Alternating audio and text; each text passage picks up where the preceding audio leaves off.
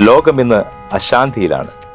ഇറാനും ഗൾഫ് രാജ്യങ്ങളും തമ്മിലുള്ള സംഘർഷങ്ങൾ എപ്പോൾ വേണമെങ്കിലും അതിന്റെ മൂർധന്യാവസ്ഥയിലെത്താം. ഭരണാധികാരികൾ സമാധാനത്തിന് വേണ്ടി യുദ്ധം ചെയ്യുമ്പോൾ തന്നെ അവിടെ മരിച്ചു വീഴുന്നത് പാവപ്പെട്ട ജനങ്ങളാണ്, നിഷ്കളങ്കരായ പിഞ്ചു കുറ്റങ്ങളാണ്.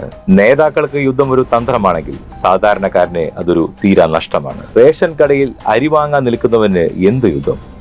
ഗൾഫിലെ ഒരു ചെറിയ അസ്ഥിരത മതി നമ്മുടെ വീടുകളിലെ വിളക്കുകൾ അണയുവാൻ.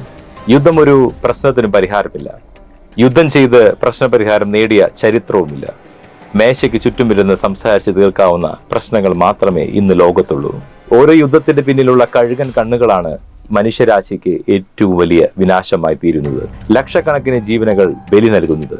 ആഗോളതലത്തിൽ നടക്കുന്ന ഈ അധികാര വടംവലികൾ നമ്മുടെ കൊച്ചു കേരളത്തിന്റെ സാമ്പത്തിക നട്ടെല്ല് ഒടിക്കാൻ പോകുന്നതാണ്. സുഹൃത്തുക്കളെ, ഇത് വെറുമൊരു പേടിപ്പിക്കലല്ല, ഒരു മുന്നറിയിപ്പാണ്. ഇനിയും നമ്മൾ ഉണർന്നില്ലെങ്കിൽ വരാനിരിക്കുന്നത് വലിയ പണിയാണ്.